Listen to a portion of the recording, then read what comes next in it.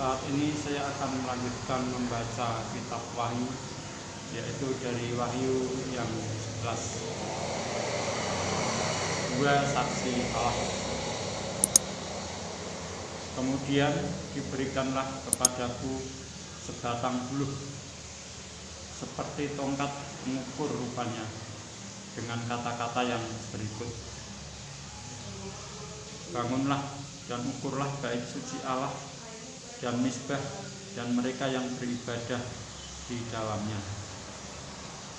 Tetapi kecualikan pelataran bait suci yang di sebelah luar, janganlah engkau mengukurnya, karena ia telah diberikan kepada bangsa-bangsa lain, dan mereka akan menginjak-injak kota suci 42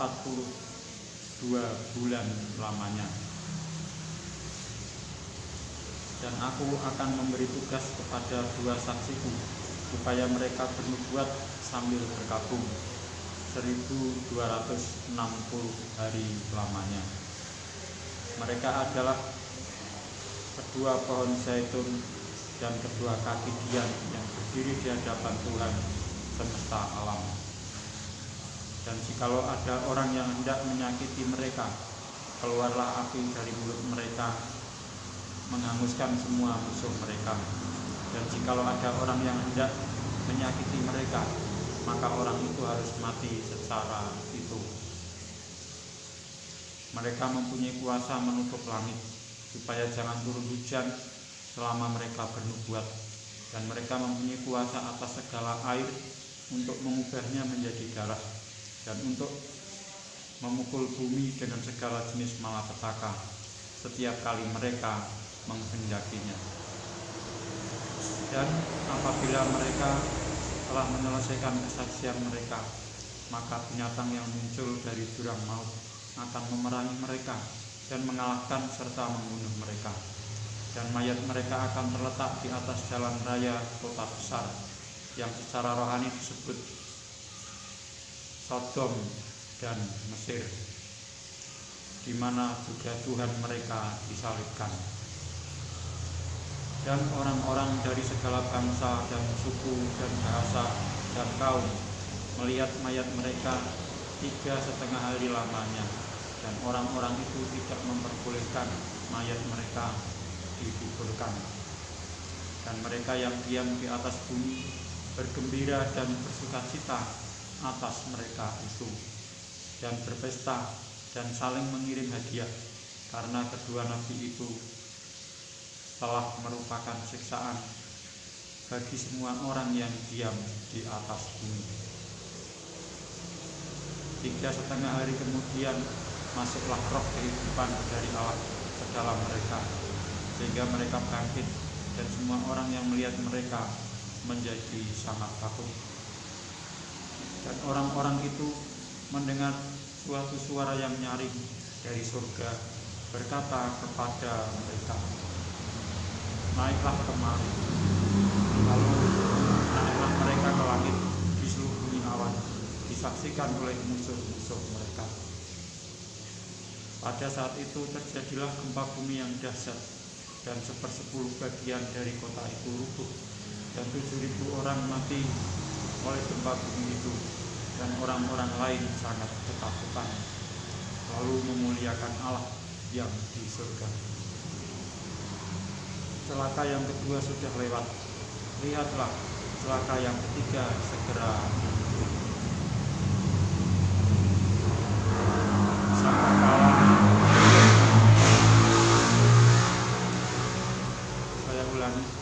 Sangkakala yang ketujuh, nyanyian puji-pujian para tua-tua. Lalu malaikat yang ketujuh meniup sangkakalanya, dan terdengarlah suara-suara nyaring di dalam surga, katanya, pemerintahan atas dunia dipegang oleh Tuhan kita, dan Dia yang diurapinya, dan Ia akan memerintah sebagai Raja sampai selama-lamanya. Dan ke-24 tua-tua yang duduk di hadapan Allah di atas tahta mereka tersungkur dan menyembah Allah sambil berkata, kami mengucap syukur kepadamu ya Tuhan, Allah yang Maha Kuasa, yang ada dan yang sudah ada, karena engkau telah memangku kuasamu yang besar dan telah mulai memerintah sebagai raja.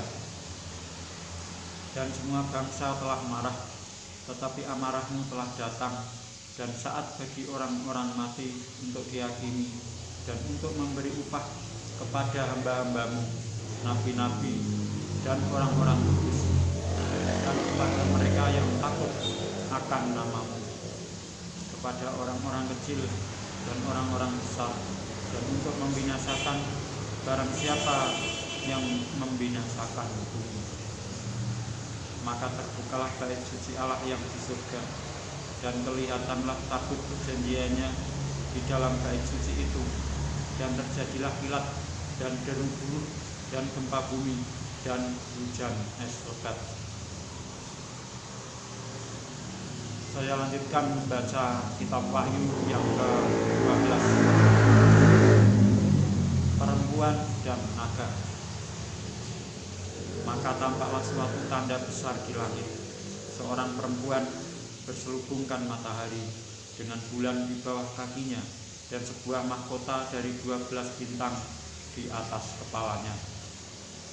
Ia sedang mengandung, dan dalam keluhan dan penderitaannya hendak melahirkan. Ia berteriak kesakitan.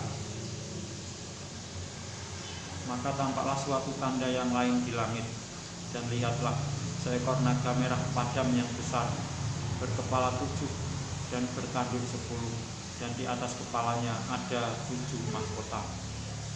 Dan ekornya menyeret sepertiga dari bintang-bintang di langit, dan melimpahkannya ke atas bumi. Dan naga itu berdiri di hadapan perempuan yang hendak melahirkan itu untuk menelan anaknya. Segera sesudah perempuan itu melahirkannya, maka ia melahirkan seorang anak laki-laki yang akan menggembalakan semua bangsa dengan gada besi. Tiba-tiba anaknya itu dirampas dan dibawa lari kepada Allah dan ke tahtanya. Perempuan itu lari ke padang gurun, di mana telah disediakan suatu tempat baginya oleh Allah, supaya ia dipelihara di situ 1260 hari lamanya. Naga dikalahkan, maka timbullah peperangan di surga. Mikael dan malaikat-malaikatnya berperang melawan naga itu, dan naga itu dibantu oleh malaikat-malaikatnya. Tapi mereka tidak dapat bertahan, mereka tidak mendapat tempat lagi di surga. Dan naga besar itu, si ular tua yang disebut iblis atau Satan, yang menyesatkan seluruh dunia, dilemparkan ke bawah. Ia dilemparkan ke bumi bersama-sama dengan malaikat-malaikatnya. Nyanyian kemenangan. Dan aku mendengar suara yang nyaring di surga berkata, sekarang telah tiba keselamatan dan kuasa dan pemerintahan Allah kita dan kekuasaan Dia yang diurapinya, karena telah dilemparkan ke bawah pendakwa saudara-saudara kita yang mendakwa mereka siang dan malam di hadapan Allah kita. Dan mereka mengalahkan Dia oleh darah anak domba dan oleh perkataan kesaksian mereka, karena mereka tidak mengasihi nyawa mereka sampai ke dalam maut. Karena itu bersukacitalah, hai surga, dan hai kamu sekalian yang diam di dalamnya. Celakalah kamu, hai bumi dan laut, karena iblis telah turun kepadamu dengan geramnya. Saya ulangi, celakalah kamu, hai bumi dan laut, karena iblis telah turun kepadamu dalam geramnya yang dahsyat, karena ia tahu bahwa waktunya sudah singkat. Naga memburu perempuan itu, dan ketika naga itu sadar bahwa ia telah dilemparkan di atas bumi, ia memburu perempuan yang melahirkan anak laki-laki itu. Kepada perempuan itu diberikan kedua sayap dari burung nasar yang besar, supaya ia terbang ke tempatnya di padang bumi, di mana ia dipelihara jauh dari tempat ular itu selama 1 masa dan 2 masa dan setengah masa. Lalu ular itu menyemburkan dari mulutnya air sebesar sungai ke arah perempuan itu, supaya ia dihanyutkan sungai itu. Tetapi bumi datang menolong perempuan itu.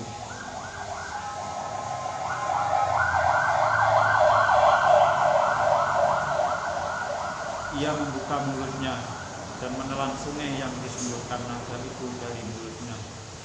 Maka marahlah naga itu kepada perempuan itu, lalu pergi memerangi keturunannya yang lain, yang menuruti hukum-hukum Allah dan memiliki kesaksian Yesus. Dan ia tinggal berdiri di pantai laut. Saya lanjutkan membaca Wahyu yang ke-13. Binatang yang keluar dari dalam laut. Lalu aku melihat seekor binatang keluar dari dalam laut, bertanduk 10 dan berkepala 7. Di atas tanduk-tanduknya terdapat 10 mahkota, dan pada kepalanya tertulis nama-nama hujat. Binatang yang kulihat itu serupa dengan macan tutul, dan kakinya seperti kaki beruang, dan mulutnya seperti mulut singa. Dan naga itu memberikan kepadanya kekuatannya dan tahtanya dan kekuasaannya yang besar. Maka tampaklah kepadaku satu dari kepala-kepalanya seperti kena luka yang membahayakan hidupnya. Tetapi luka yang membahayakan hidupnya itu sembuh. Seluruh dunia heran lalu mengikut binatang itu, dan mereka menyembah naga itu karena ia memberikan kekuasaan kepada binatang itu. Dan mereka menyembah binatang itu sambil berkata, siapakah yang sama seperti binatang ini? Dan siapakah yang dapat berperang melawan dia? Dan kepada binatang itu diberikan mulut yang penuh kesombongan dan hujat. Kepadanya diberikan juga kuasa untuk melakukannya 42 bulan lamanya. Lalu ia membuka mulutnya untuk menghujat Allah, menghujat namanya dan kemah kediamannya, dan semua mereka yang diam di surga. Dan ia diperkenankan untuk berperang melawan orang-orang kudus dan untuk mengalahkan mereka. Dan kepadanya diberikan kuasa atas setiap suku dan umat dan bahasa dan bangsa. Dan semua orang yang diam di atas bumi akan menyembahnya, yaitu setiap orang yang namanya tidak tertulis sejak dunia dijadikan di dalam kitab kehidupan dari anak domba yang telah disembelih. Barang siapa bertelinga, hendaklah ia mendengar. Barang siapa ditentukan untuk ditawan, ia akan ditawan. Barang siapa ditentukan untuk dibunuh dengan pedang, ia harus dibunuh dengan pedang. Yang penting di sini ialah ketabahan dan iman orang-orang kudus. Binatang yang keluar dari dalam bumi. Dan aku melihat seekor binatang lain keluar dari dalam bumi, dan bertanduk 2 sama seperti anak domba, dan ia berbicara seperti seekor naga. Dan seluruh kuasa binatang yang pertama itu dijalankannya di depan matanya. Ia menyebabkan seluruh bumi dan semua penghuninya menyembah binatang pertama yang luka parahnya telah sembuh. Dan ia mengadakan tanda-tanda yang dahsyat, bahkan ia menurunkan api dari langit ke bumi di depan mata semua orang. Ia menyesatkan mereka yang diam di bumi dengan tanda-tanda yang telah diberikan kepadanya untuk dilakukannya di depan mata binatang itu. Dan ia menyuruh mereka yang diam di bumi supaya mereka mendirikan patung untuk menghormati binatang yang luka oleh pedang, namun yang tetap hidup itu. Dan kepadanya diberikan kuasa untuk memberikan nyawa kepada patung binatang itu, sehingga patung binatang itu berbicara juga dan bertindak begitu rupa, sehingga semua orang yang tidak menyembah patung binatang itu dibunuh. Dan ia menyebabkan sehingga kepada semua orang, kecil atau besar, kaya atau miskin, merdeka atau hamba, diberi tanda pada tangan kanannya atau pada dahinya. Dan tidak seorang pun yang dapat membeli atau menjual selain daripada mereka yang memakai tanda itu, yaitu nama binatang itu atau bilangan namanya.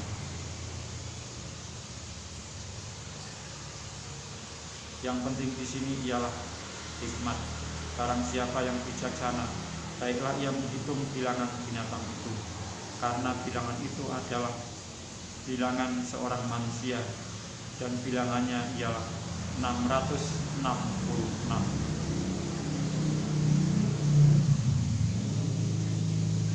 Demikianlah saya telah membaca kitab Wahyu sampai dengan Wahyu yang ke-13. Dan saya akan melanjutkan membaca kitab Wahyu berikutnya, yaitu Wahyu 14 tentang anak domba dan pengikutnya yang ditebusnya pada kesempatan berikutnya. Sekian, terima kasih.